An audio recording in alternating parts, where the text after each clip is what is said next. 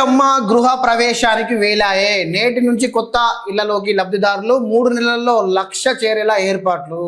అసలు ఈ ఇందిరమ్మ వెబ్సైట్ మొత్తమే మారవాలి, దాన్ని ఎడిట్ చేసే అవకాశం కల్పించాలి. ఎందుకంటే ఎలిజిబిలిటీ క్యాండిడేట్ని పట్టుకుపోయి అన్ఎలిజిబిలిటీకి పెట్టిరు, అన్ఎలిజిబిలిటీ క్యాండిడేట్కి వచ్చి ఎలిజిబిలిటీ పెట్టి అంతే. ఓ 3 లిస్టులు ప్రిపేర్ చేసారు. ఆ 3 లిస్టులలో ఎలిజిబిలిటీ ఉన్న నటుకపోయి అన్ఎలిజిబిలిటీలు వేసేసారు, అన్ఎలిజిబిలిటీ ఉన్న నటుకొచ్చి ఎలిజిబిలిటీలు వేసారు. కథ మనకి వెళ్ళిస్తారు. ఇక ఎలిజిబిలిటీ ఉన్నాడు సంఘం నాకుడే బాధమైంది, లబోది బాబాని మొత్తుకుంటే తప్ప ఏం లేదు. ఫస్ట్ మీరు దయచేసి ప్రభుత్వ పెద్దలారా, మంత్రులారా, ముఖ్యమంత్రి గారు ఈ ఇందిరమ్మ ఇల్లు సంబంధించిన వెబ్సైట్లో కొంచెం ఎడిట్ చేసుకోవడానికి అవకాశం కల్పించండి. కామన్ సిటిజన్కు మేము ఇవ్వమని అడగట్లేదు, మీ అధికారులకే దాన్ని సవరణ చేయడానికి అవకాశం కల్పించండి. కొంతమంది ఎలిజిబిలిటీ క్యాండిడేట్స్ అన్ఎలిజిబిలిటీ కింద పడిపోయారు, వాళ్ళని లిస్ట్ అవుట్ చేసి ఫిల్టర్ చేసి వాళ్ళని ఎలిజిబిలిటీలో తీసుకొని రావాలి. ఎందుకు అంటే ఇల్లు అవసరం ఉన్నోనికి ఇల్లు ఇవ్వాల్సిన అవసరం లేదు, ఇల్లు కావాలి అన్నోనికి ఇల్లు ఇవ్వండి. అంతేగాని ఏదో బంగ్లాలు మిద్దెలు కట్టుకొని ఏదో టైంపాస్కు 10,000 20,000 చేతిలో పెడితే ఇందిరమ్మ ఇల్లు వచ్చి ఆడ కన్స్ట్రక్షన్ చేసి ఏదో గొడ్లకో బర్రెలకో షెడ్లకో పెడదామనేటువంటి ఇందిరమ్మ ఇల్లు ఇవ్వాల్సిన అవసరం లేదు. దయచేసి నిరుపేద కుటుంబాలకు, రెంటలు ఉండే కుటుంబాలకు వీళ్ళందరికీ ఇందిరమ్మ ఇల్లు సరిపోతుంది. అందుకోసమే కొంతమంది ఎలిజిబిలిటీ ఉన్న వాళ్ళు లిస్ట్ 2 లిస్ట్ 3లో పడిపోయారు. వాళ్ళు ఇప్పుడు ఎడిట్ చేసుకుందామంటే కూడా ఛాన్స్ లేకుండా పోయింది.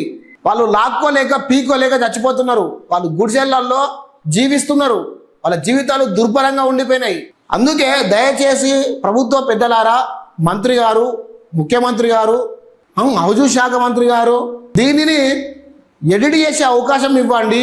ఇందిరమ్మ ఇల్లు సైటును అధికారుల దగ్గరికి పోయి అప్లికేషన్ పెట్టుకుంటే పేర్లు, ఫోన్ నెంబర్లు, ఆ రిపోర్ట్ ఉంటుంది కదా, ఎంక్వైరీ రిపోర్టు, ఆ రిపోర్టు, ఎలిజిబిలిటీ ప్రతి ఒక్కటి ఎడిట్ చేసుకోవడానికి అవకాశం కల్పించండి దయచేసి. ఈ అవకాశాన్ని సద్వినియోగం చేసుకుంటారు మనోళ్ళు. ఇలా చేసుకొని ఎలిజిబిలిటీ ఎవరైతే ఉన్నారో వాళ్లకు న్యాయం జరుగుతుంది. అలా న్యాయం జరగాలని చెప్పే దయచేసి మీ ఛానల్ ద్వారా కోరుకుంటున్నాం. ఎంతోమంది నిరుపేద కుటుంబాలున్నాయి, వాళ్ళకు ఇందిరమ్మ ఇల్లు రావాలి, వస్తే వాళ్లకు సొంతింటి కళ నెరవేరుతుంది. దయచేసి ఈ పని మాత్రం పెట్టుకోండి. ఇందిరమ్మ గృహ ప్రవేశాలకు వేలాయే. ఏప్రిల్ మే జూన్ ఈ నెలలలో 1,00,000 ఇందిరమ్మ ఇళ్లలో పోవడానికి వీళ్ళు కసరత్తు చేస్తున్నారు.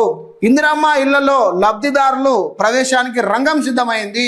ఏప్రిల్ మే జూన్ నెలల్లో 1,00,000 మంది కొత్త ఇళ్లలోకి అడుగు పెట్టే విధంగా హౌసింగ్ శాఖ ఏర్పాటు చేస్తుంది.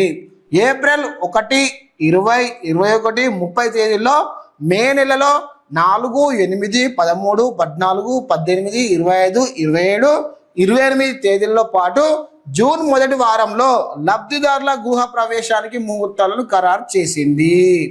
ఏప్రిల్ 1న బుధవారం 4,100 మంది లబ్ధిదారులు తమ కొత్త ఇళ్లలోకి వెళ్లే విధంగా ఏర్పాటు చేసింది. రాష్ట్రంలో ఉగాది కంటే ముందు 9,676 మంది, పండుగ రోజు మరో 900 మంది లబ్ధిదారులు కొత్త ఇళ్లలోకి అడుగు పెట్టారు. ఏప్రిల్ చివరి నాటికి మొత్తం 33,000 మంది లబ్ధిదారులు కొత్తగా కట్టుకున్న ఇళ్లలోకి మారనున్నారు. గృహ ప్రవేశాలు చేసి లబ్ధిదారుల సంఖ్య మే నెలల చివరికి 60,000కు చేరేలా ఏర్పాటు చేస్తున్నారు. మిగతా 40,000 ఇళ్లకు జూన్ ముహూర్తం ఖరారు చేస్తున్నట్టు వీళ్ళు చెప్తున్నారు. ఏప్రిల్ మే జూన్ నెలల్లో మంచి రోజులను ఎంపిక చేసి ప్రవేశాలకు హౌసింగ్ శాఖ తేదీలను ఖరారు చేసింది.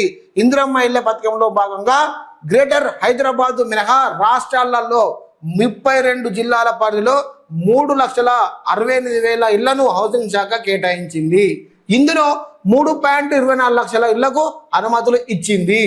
మార్చి చివరి నాటికి 2.66 లక్షల ఇళ్లు గ్రాండింగ్ అయ్యాయి. ఇందులో 17,800 ఇళ్లు నిర్మాణ పనులు పూర్తయ్యాయి. పునాది దశలో 60,192 గోడలు దశలో, 34,388 స్లాబ్ దశలో, చివరి నిర్మాణ దశలో 1,12,127 ఇల్లు ఉన్నాయి. చివరి దశలో ఉన్న ఇళ్లను ఎంపిక చేసి లబ్ధిదారులు గృహ ప్రవేశాలు చేసేలా ఏర్పాట్లు జరుగుతున్నాయి. అయితే ఇంకొకటి ఇదంతా కరెక్టే. లిస్ట్ 2 రెంటల్ కిరాయికి ఉండే వాళ్ళకు కూడా డబల్ బెడ్రూమ్ ఇల్లు కన్స్ట్రక్షన్ చెయ్యాలి, ఇప్పుడే మొదలు పెట్టాలి. ఫినాన్షియల్ ఇయర్ మారింది కాబట్టి ఈ ఫినాన్షియల్ ఇయర్లో లిస్ట్ 2 ఉండి రెంటల్గా ఉండి భూమి జాగా లేని వాళ్లకు, ఇల్లు లేని వాళ్లకు అందరికీ ఇల్లు కేటాయించాలి. ఏ ఇల్లు కేటాయించాలి? డబల్ బెడ్రూమ్ ఇల్లు కేటాయించాలి. ఇదివరకు కన్స్ట్రక్షన్ చేసి మధ్యలో ఆగిపోయిన ఇళ్లను మరమ్మతులు చేసి వీళ్ళకు కేటాయించాలి. లేదా గవర్నమెంట్ భూమి చూసి అందులో కొత్తగా డబల్ బెడ్రూమ్ ఇల్లులు కన్స్ట్రక్షన్ చేసి వాళ్లకు ప్రజెంట్ చేయాలి. ఇది మా డిమాండ్. తప్పకుండా చెప్తున్నా, అందరికీ న్యాయం జరగాలి.